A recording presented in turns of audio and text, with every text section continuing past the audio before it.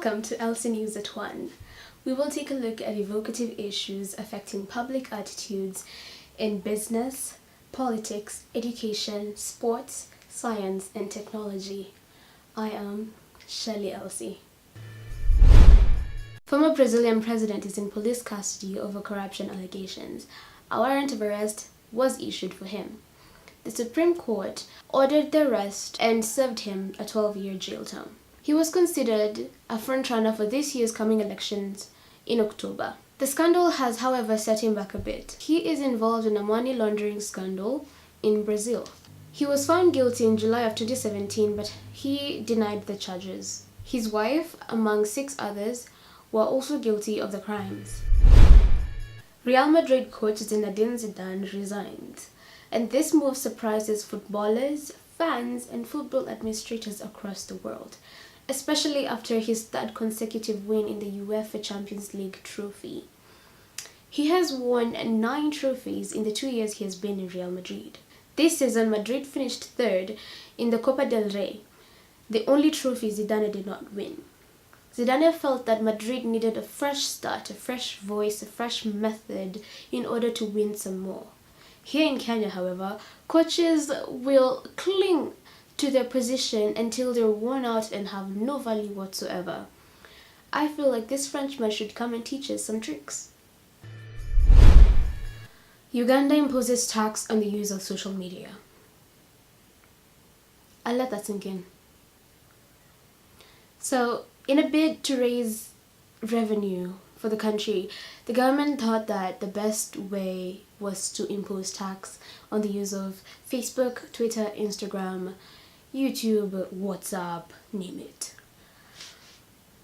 I personally feel it's just a way for President Yoweri Museveni to avoid criticism online. And I'm sure I'm not the only one who thinks that. He has been in power since 1986. This move will mean that users will be charged 200 Uganda shillings per day to use these sites. That would amount to roughly $19 per year. Last year's election, rather their last election in 2016, the authorities closed down Facebook, Twitter, WhatsApp because they thought it would be a way to raise protests against the win of the president. So if you're watching me from Uganda, I promise it is worth it.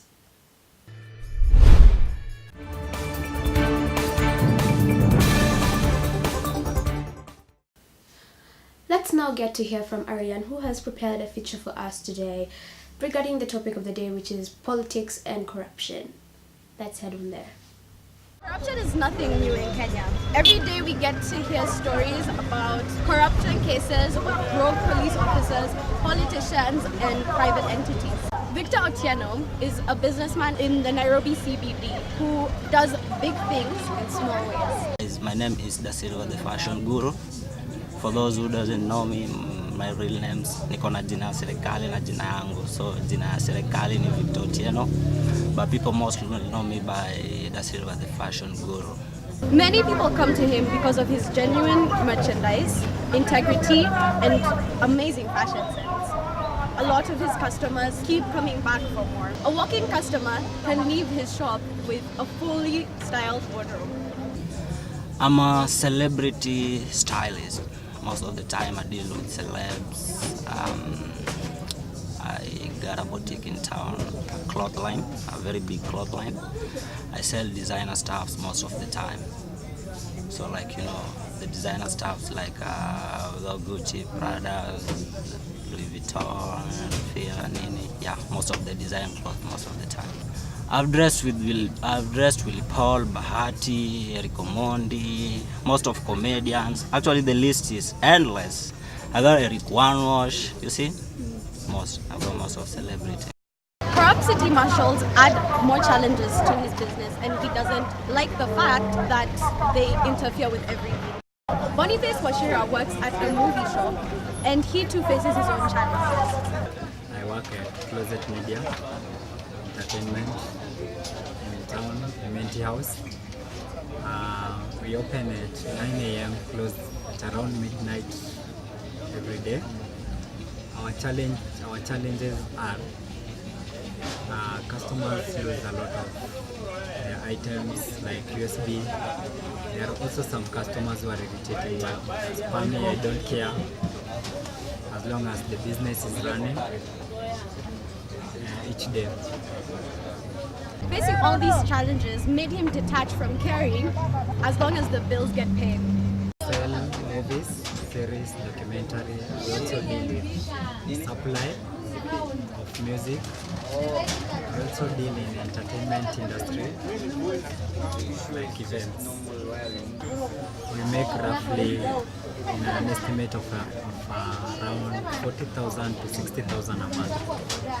That's where we pay rent, we pay dues, and also we afford to improve the shop. Anything we need around. These two have it different in Nairobi. They just flow with it. Wow, I must say that those two are really different individuals. That is true. Everyone does have their own challenges. Thank you so much for that piece, Ariane. Our social media question for the day is, do you think corruption will ever end? Tell me what you think on Twitter, that is Shirley Elsie A, and Facebook, Shirley Elsie A. That is facebook.com/Shirley Elsie A. Tell me what you think. Do you think corruption will ever end in this country or even in the whole world?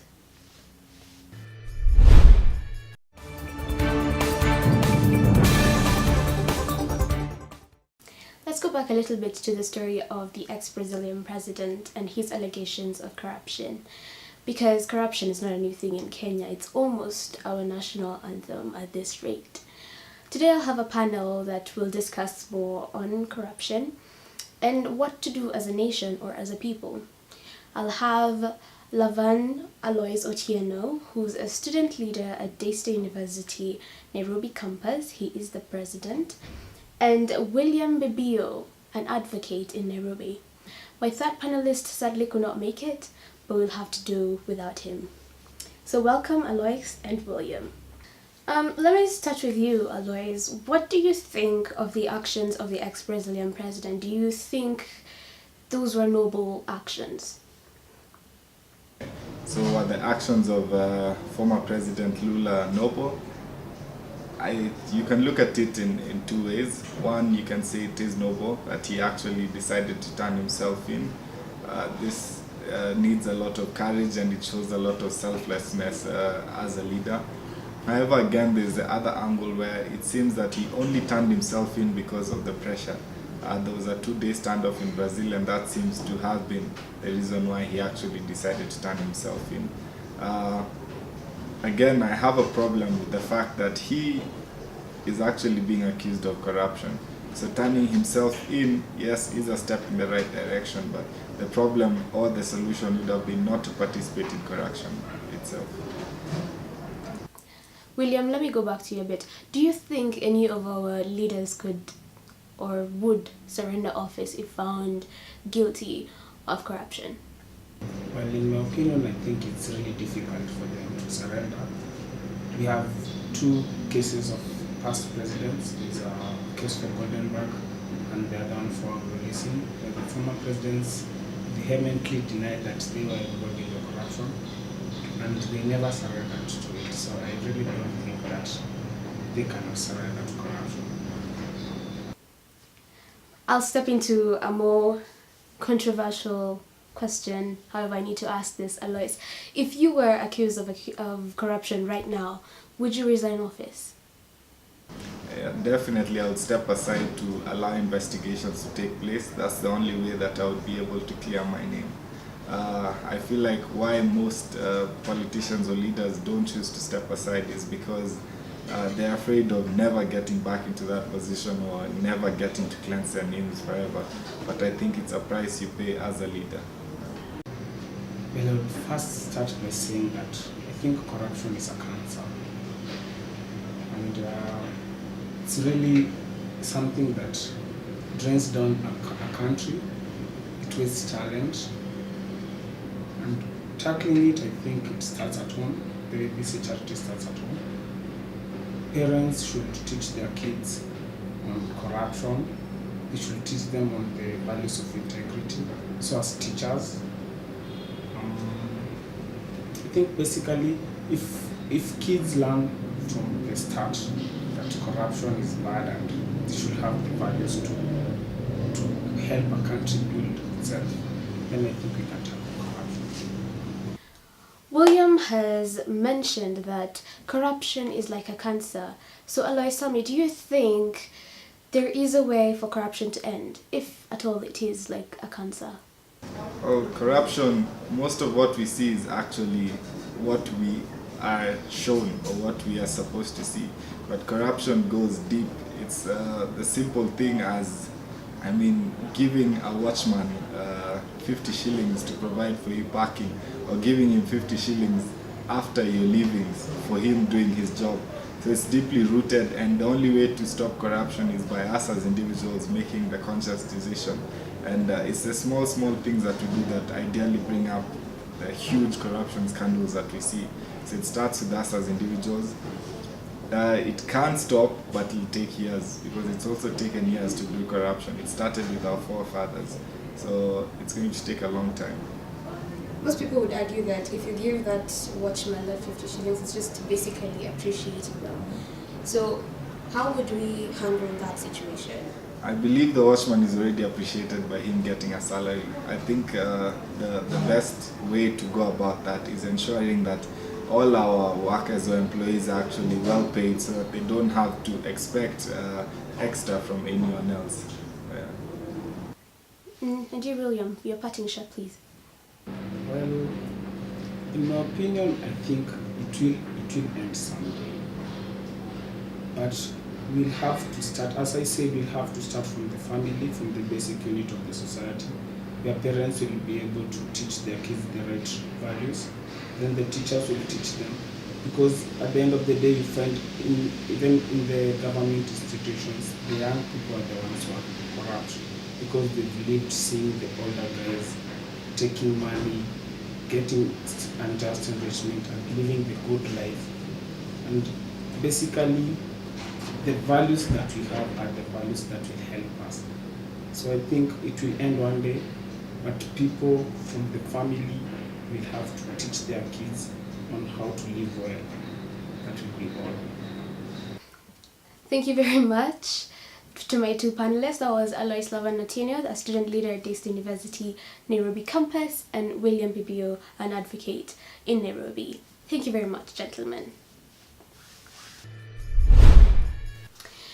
Today's topics were interesting. They were mostly focused on the fact that corruption is all over the world, and we do have a few noble people around us. In the case of the Brazilian president, as much as the acts he did, the fact that he stepped forward and took himself in was a step in the right direction. However, he was still involved in a scandal. I am furious, if I should say. I am annoyed by the fact that corruption has become such a disease, something that we can't even avoid. We're teaching our children that this is right. They're watching the news every day and they're seeing people getting rich because they were lying and they stole money. And they're going to grow up thinking that's okay. Because as much as we're talking, we have a parent there who's going to be like, hey, after me missing Ngeiba, I should have stolen too, you know. So the kid will grow up maybe thinking, oh, you know, I could steal and be corrupt and be fine. Even the simple things that we do at home, like Alois had said, giving 50 shillings to that watchman or that person who helped you pack, that is a form of corruption. Same thing for your child. You'll bribe them by saying, if you finish your homework, I'll give you chocolate. If you finish eating that piece of meat, I'll let you watch TV for an hour longer. That is corruption. We have taught our children that corruption is okay. So if we say that we want to fight corruption and we ourselves do it, how are we really fighting corruption?